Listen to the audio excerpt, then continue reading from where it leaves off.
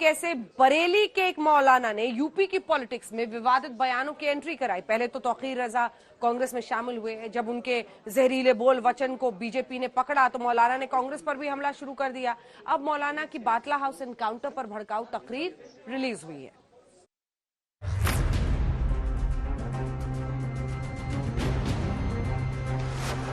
उत्तर प्रदेश की सियासत में मौलाना तौकीर रजा ने बवाल काट रखा है। मौलाना ने मंगलवार को कांग्रेस का समर्थन किया था और बुधवार को कांग्रेस पर ही हमला करना शुरू कर दिया। बरेली के कांग्रेस महानगर अध्यक्ष अजय शुक्ल के घर प्रेस कॉन्फ्रेंस कर मौलाना तौकीर रजा ने कहा कि बटला हाउस एनकाउंटर में मरने वालों को शहीद का दर्जा मिलना चाहिए। उन्होंने कहा कि हम हमेशा कांग्रेस के खिलाफ रहे हैं, लेकिन 2009 में कांग्रेस के साथ थे। मुसलमानों ने आपको पैरोल पर छोड़ा है। अगर बटला हाउस इनकाउंटर की जांच करा ली होती, दुनिया को पता चल जाता कि जो मारे गए वो आतंकवादी नहीं थे, उनको शहीद का दर्जा मिलना चाहिए। जो इंस्पेक्टर शर्मा मारे गए उस इनकाउंटर में, उनका कत्ल हुआ, उनको भी उनकी पुलिस ने मारा था। जांच नहीं कराई गई। उन्होंने कहा कि इससे पुलिस का मनोबल टूटेगा। पुलिस के मनोबल की उन्हें ज्यादा परवाह थी, हमारे मनोबल की, 20 करोड़ मुसलमानों के मनोबल की परवाह नहीं थी। हमारे बच्चों को इस तरह अलल ऐलान आतंकवादी कहकर मार डाला गया। ये वही मौलाना तौकीर रजा हैं जो हिंदुओं के खिलाफ जहर उगलने के बाद सुर्खियों में आए और कांग्रेस पार्टी के समर्थन का ऐलान कर चुके हैं। उत्तर प्रदेश में कांग्रेस के प्रदेश अध्यक्ष अजय कुमार लल्लू ने एक प्रेस कॉन्फ्रेंस कर इस बात का ऐलान किया था कि मौलाना तौकीर रजा खान ने उत्तर प्रदेश विधानसभा चुनाव में पार्टी को समर्थन दिया है।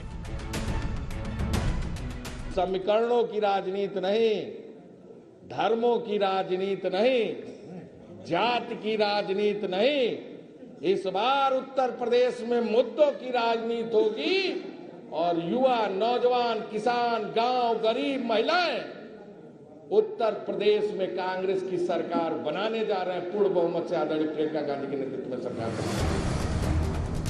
जैसे ही बीजेपी ने मौलाना की जहरीली तकरीरों पर उन्हें घेरा, मौलाना एक ही रात में कांग्रेस के समर्थन से पलटी मार गए। अब एक तरफ तो तौकीर रजा कांग्रेस की मुखालफत की बात कर रहे हैं, दूसरी तरफ प्रियंका गांधी और राहुल गांधी के बारे में कह रहे हैं कि भाई बहन की यूपी ही नहीं बल्कि पूरे देश को जरूरत है। आप सोच के देखिए किस प्रकार की ये घृणा की बात है, घृणा की पराकाष्ठा है, हाइट ऑफ हेट्रेड, जिसमें स्पष्ट रूप से एक मौलाना कह रहे हैं कि अगर हमने खुला छोड़ दिया अपने युवकों को तो धर्म विशेष का नाम लेकर कह रहे हैं कि हिंदुओं को हिंदुस्तान में रहने की जगह नहीं मिलेगी, देश छोड़ के जाना पड़ेगा। और तो और उसी लाइन में वो कहते हैं आगे कि हिंदुस्तान का नक्शा बदल के रख देंगे, हिंदुस्तान का नक्शा बदल जाएगा। हिंदुस्तान का नक्शा बदलने वाले लोग, जिन लोगों के मंसूबों में इस प्रकार की कारसादी है कि वो हिंदुस्तान के नक्शा को बदलना चाहते हैं, कानून की व्यवस्था को पलटना चाहते हैं, स्वाभाविक रूप से वैसे लोगों का समर्थन कांग्रेस पार्टी लेती है। ये कोई कांग्रेस पार्टी के लिए नया विषय नहीं है। अब तौकीर किसकी तरफ है ये समझ में नहीं आ रहा, लेकिन उनके जहरीले वीडियो रिलीज होने के बाद वो बीजेपी पर भड़क रहे हैं। मैंने आज तक भड़काने की बात नहीं की है, मैंने मिलाने की और प्यार मोहब्बत की बात की है। भड़काने का लफ्ज मेरे साथ जो है ये ज्यादती है, मेरे ऊपर अन्याय है। मैं एकता और भाईचारे की बात करता हूं। अगर ये आपको भड़काना लगता है तो 20 लाख मुसलमानों का कत्ल, क्या ये एकता की बात है? तो फैसला आप लोगों ने करना है और पूरा देश देख रहा है। देश को यह फैसला, और खास तौर से देश के हिंदू को यह फैसला करना है कि जो मरने के लिए, अपने देश पर जान देने के लिए, अपने देश की एकता के लिए और शांति के लिए जान देने के लिए आ गए, वो देश के दुश्मन है या वो जो देश के देशवासियों को कत्ल करने की बात करते हैं वो देश प्रेमी है।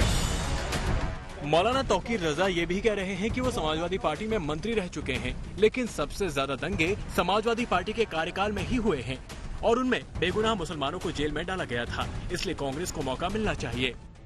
समाजवादी की तरफ वो खुद नहीं गए हैं। 5 साल पूरे भारतीय जनता पार्टी की सत्ता का मजा लिया, मुसलमानों को गालियां बकी और अब समाजवादी में चले गए, शिफ्ट हो गए। वो खुद शिफ्ट नहीं हुए हैं, आरएसएस ने उन्हें डायरेक्शन देके शिफ्ट कराया है। और मेरा मानना यह है कि कल अगर किसी वजह से, हमारी लापरवाही की वजह से अगर समाजवादी की सरकार बनती है तो वो देश के लिए और प्रदेश के लिए बेहद घातक साबित होने वाली है, क्योंकि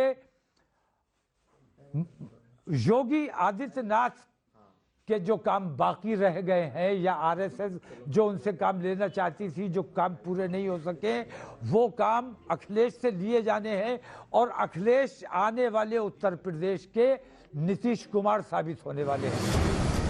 आपको बता दें कि तौकीर पर पहले प्रधानमंत्री नरेंद्र मोदी के खिलाफ अपमानजनक टिप्पणी करने की वजह से केस दर्ज हो चुका है। इसके अलावा उन्होंने कथित तौर पर हिंदू समुदाय के खिलाफ धमकी दी है। बरेली से कृष्ण गोपाल राय के साथ आज तक ब्यूरो।